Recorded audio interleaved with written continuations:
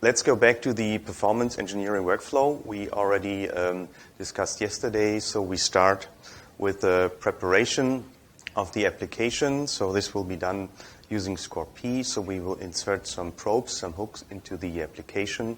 Then we do the measurement, where we collect some basic data that is directly available. And then we continue with the analysis. So the optimization is usually part of the developer, and this will not be part of the hands-on example we do today. Okay, ScoreP. Why was there a need for a new measurement infrastructure? We already, some years ago, we already had established tools. For example, there was Vampire, there was Scalaska, there was Tau and Periscope. But all of these tools came with their own measurement infrastructure. So, for example, Vampire came with Vampire Trace, and it produced OTF traces. So OTF is a trace format. Scalaska came with the EPIC measurement system and produced epilogue traces or cube profiles. Tau had their own measurement system usually based on PDT. And their Tau has some native profiling and tracing formats. And Periscope did some online measurement. So this was quite a fragmentation. And although the analysis tools here, the greenish ones, they differ quite a lot from each other. The part below here, the measurement infrastructure, and the trace or profile formats, they could be unified. So this was the idea, to save some work and have just one measurement system that produces profiles and traces in a common format. Okay, I think I already told you a little bit about the project idea. So ScoreP is the measurement infrastructure, and it comes with two data formats that are well defined. This is OTF2 and Cube4. OTF2, it's the Open Trace Format 2, so it's basically the successor of the Vampire Trace OTF format and the Scalaska epilogue format.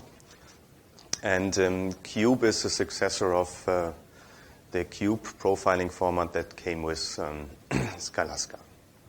So from a developer's perspective, having just one measurement infrastructure saves manpower because we share our development resources.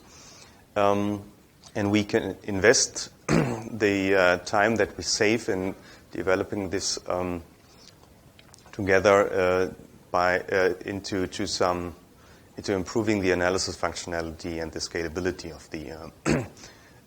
of the tools. Also, the efforts for maintenance, testing, porting, support, and training are shared.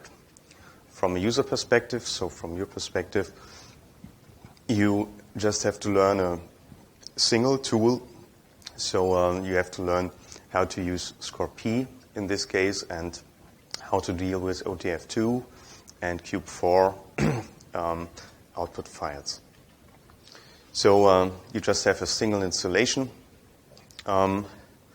and not as many version updates as you had before. So before you had a version update for Vampire Trace, then one for Scalaska, and one for Tau. And so sometimes even you could interchange the output formats, but now the situation is much easier. You just have two formats, and all the tools can adapt to this. So we were quite lucky in 2009 that we got funding from the German Ministry for Education and Research, and also from the US Department of Energy to start with the ScoreP project. Okay, so there are several partners involved. Most of them are from Germany. So this is Forschungszentrum Jülich, where Brian and I come from. Then there is an industrial partner that we usually need in some projects funded by our government. Then the RWTH Aachen University, they are the experts in OpenMP, and they provide the OPARI tool. Then there's the Technical University in Darmstadt. They are very strong in the profiling part. Technical University of Dresden, this is where Vampire comes from. And the Technical University of Munich, they provide the Periscope tool.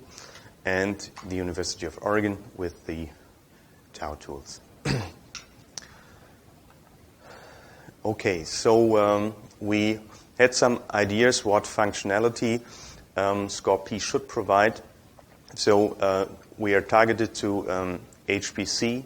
So we want to provide a typical HPC functionality for performance tools. So we want to scale to the largest machines, and we also want to support all the concepts that were in the old partners tools. So we want to build a superset of the functionality, and we are not there yet, but we are coming close, and we added meanwhile lots of functionality that wasn't in the old tools.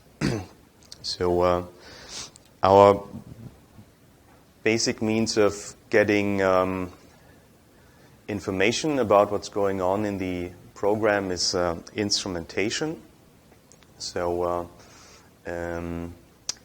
where we provide various methods. You can have a user instrumentation with very low overhead. You can do the automatic compiler instrumentation. You can do some filtering of the automatic compiler instrumentation. We have some library wrapping. More on this later. And what we also wanted to provide is that you can do several measurements without recompilation. So we do this using environment variables. So you can decide before you start the measurement if you want to do a profiling run, if you want to do a tracing run, if you want to change the default size of the memory ScoreP is allowed to use. And there are a lot more configuration options we will talk about later. So, and you can also, using via environment variables, use a very special mode. This is the online access that works on profiling data only, and which also allows you to reconfigure the measurement during runtime. From the perspective of programming models, we want to support everything which is relevant on HPC platforms. So this is MPI and OpenMP as the most important paradigms. But then we also support SHMEM and pthreads, and also hybrid combinations of these. And you can also do some serial measurements if you want to. But this was not the main focus. Then we want to support every new technology that is relevant. So, for example, when we started the project, using accelerators wasn't such a big thing, but now it is. So we support CUDA. We also support OpenCL, and we improved the I/O part when we write our traces by using a library called ScienLib, which is highly scalable and really necessary on today's large machines. Okay, so some of the functional requirements were that we want to use call path profiles and event traces. So these are the two methods how you can store the data you get. So with call path profiles, you lose the time dimension. With event traces, you have the time dimension, but the memory requirements are quite large. So we want to use direct instrumentation. I already told you that. But in the next version, so which will be released in March, We will also have sampling for x86 platforms. So sampling is a little bit tricky, especially if you want to do it portable. So therefore we start with this x86 only. So this is, I would say, an experimental feature which will be available in the next release. So when we do the measurement, we record times, we record visits, we record some communication data, and we can also use PAPI hardware counters, perf hardware counters, and R usage counters, so resource usage counters. Okay, and we can query and reconfigure the configuration at runtime, and the programming paradigms I already mentioned. So for the non-functional requirements, so portability is the most important issue here. So we want to support all major HPC platforms, so Linux clusters, AIX machines, BlueGene machines, Cray machines, with all the different compilers, Fujitsu systems, and SGI machines we also have. And so this is a part that consumes quite some time to get it running on all major systems. We want to scale to petascale, or as the machines grow larger and larger, we also want to support the biggest machines.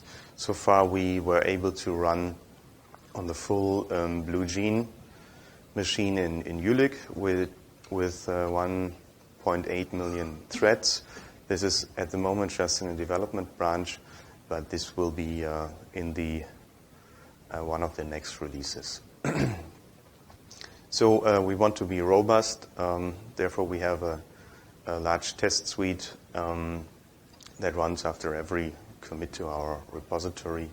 And we are open source, so you can take our software and develop some new functionality if you want to, or provide patches. And we are happy if you contribute, if you have a new feature. We are happy to include this in our release. So after all these design goals and non-functional goals, so this is what we came up with. So this is a architecture overview of ScoreP. So here you have your application, and we instrumented this application with either some process level parallelism adapter. So we call this instrumentation or adapter. So there is MPI and SHMEM for process level communication. Then we have thread level parallelism. There we support OpenMP and P threads. For accelerators, we have CUDA and OpenCL. We also support the mic in a native mode. So we have source code instrumentation, and there we support several mechanisms. So automatic instrumentation using compiler. We can use the PDT provided by Oregon, and we have the user instrumentation. And so here on the right, we also have sampling interrupts in the next release. So these can be triggered using PAPI counters, perf counters, or a normal timer. So, well, basically, these are the hooks that are inserted in the program, and once your program runs across such a hook, it talks to the ScoreP measurement system, and there we enhance this event using we add a timestamp and the location or the thread where this event happened. We might, this depending on the configuration, add some hardware counter metrics, and then we either store the data in a call path profile or in an event trace. So this is here for post-mortem analysis, but we can also use the call path profile to do some online analysis. Therefore, we provide an interface, and the online analysis tool Periscope then can communicate with this interface. And so here the arrow is in both directions. This means Periscope can also reconfigure the ScoreP measurement. For this post-mortem analysis, so the event traces are consumed by either Vampire or Scalaska.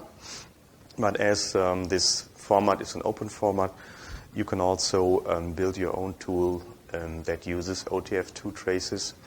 And for profiling, the profiles can be consumed by Cube directly, by Tau directly, or you can put it into a Tau database and do some much more sophisticated analysis if you have several measurements, and then do some analysis comparing these measurements. So Scalaska here is a little bit special. So Scalaska consumes the OTF2 traces, makes some analysis by replaying the trace, so by replaying the abstract program, and then producing a Cube output file that is then, or output file in Cube 4 format, which is then consumed by Cube again. Okay, so this I think I already mentioned. So maybe one important thing here is that the partners developing ScoreP, they are committed to a long-term cooperation. So ScoreP is not a project that will die after the initial funding is over. So we are now in. So we started 2009. We're still working on it. We had 3 projects from the German government, funded by the German government, to continuously develop ScoreP, and this development will go on.